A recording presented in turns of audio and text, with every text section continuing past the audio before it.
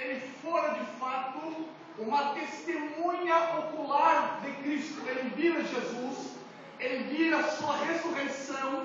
Agora ele escreve demonstrando o que Jesus ele fez, e aqui agora ele descreve-nos a obra do Espírito Santo no meio da igreja. Jesus ele foi bastante categórico e ele dissera: ficai em Jerusalém, que até do alto sejais revestidos de poder. Eles não haviam ainda recebido de uma forma plena o Espírito Santo. Aqui se cumpre de fato a profecia do profeta Joel, a qual Deus derramaria sobre toda a carne o seu Espírito. Então nós vemos, irmãos, que no dia de Pentecoste, ali nasce a igreja do Senhor. Não existe igreja sem o Espírito Santo, é tudo mais menos igreja. A marca da igreja verdadeira é a obra do Espírito Santo agindo no coração dos crentes e no meio da igreja. Glória a Deus. Senhoras e senhores, a primeira característica de que Jesus ele veio ao mundo, ele veio primeiramente por causa da glória de Deus, por causa da honra de Deus, do nome de Deus. Ele veio glorificar o Pai.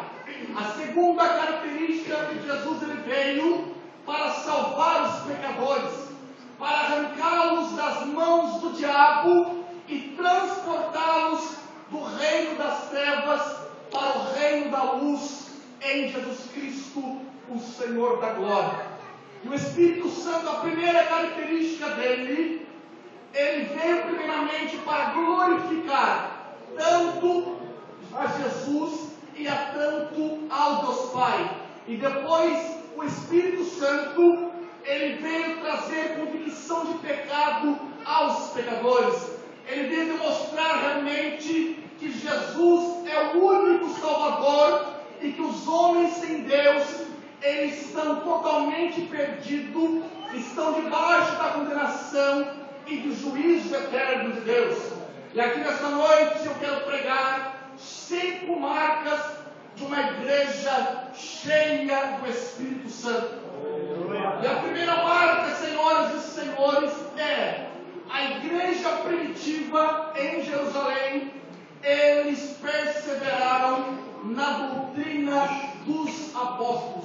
Irmãos, ontem à tarde eu chorei em casa ao ver a situação da igreja evangélica brasileira, aonde tem deixado a palavra de Deus e atribuído ao pragmatismo, à feitiçaria, à idolatria, a obras mundanas no meio da igreja. A palavra de Deus hoje, ela não é mais crucial no culto, ela tem ficado em terceiro ou em quarto plano. Por isso que não há avivamento, por isso que não há missionários preparados, porque a palavra de Deus não tem sido obedecida, não tem sido acreditada, porque os homens realmente, eles não querem a verdade.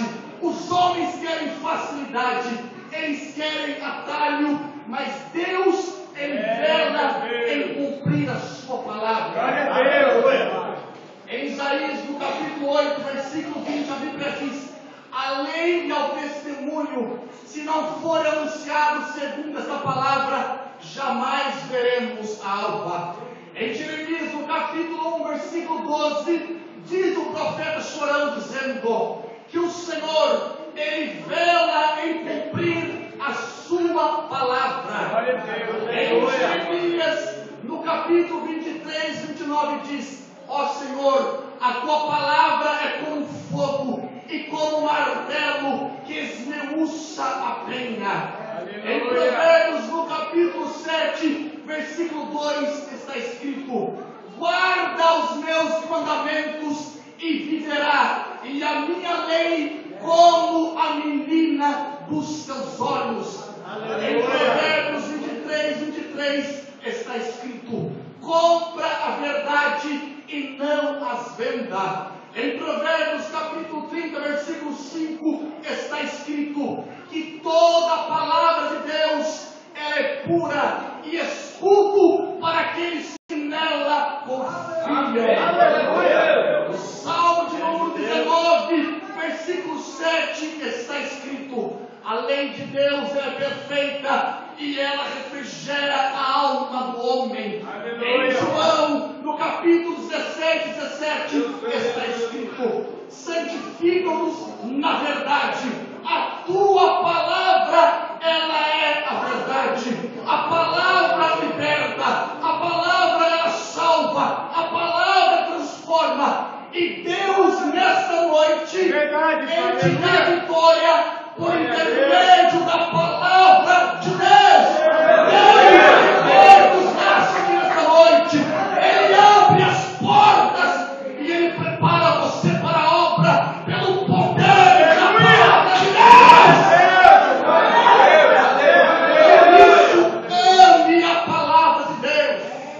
Não deixe ela fugir de você, porque ela certamente abençoará a sua casa, abençoará o seu ministério. E sem a pregação, senhoras e senhores, não há como preparar missionários para ir preparado para o campo. E hoje realmente a grande debilidade é pessoas não têm preparo para pregar fielmente a palavra do Senhor.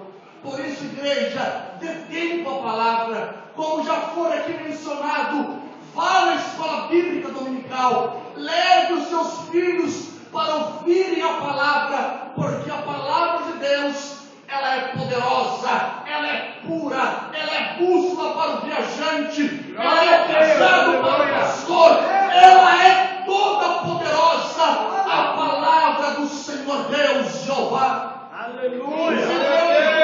Muitos anos, irmãos, mas quando eu conheci a Bíblia, a minha alma ela está livre. Eu fui salvo pelo poder da palavra de Deus. Glória a Deus. Tiago 21, a parte A, diz que a palavra de Deus, ela nos salva, ela alimenta, ela fortalece. Então a primeira característica é: vamos meditar dia a dia nas Escrituras Sagradas. Jesus foi bastante categórico.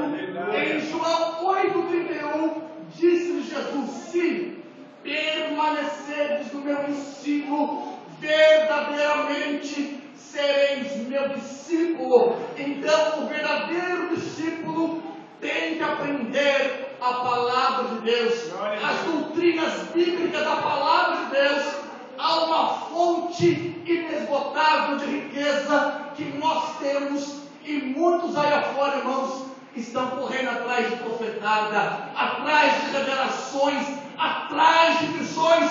Pelo amor de Deus, sai fora disso! A verdadeira profecia é a palavra do Senhor.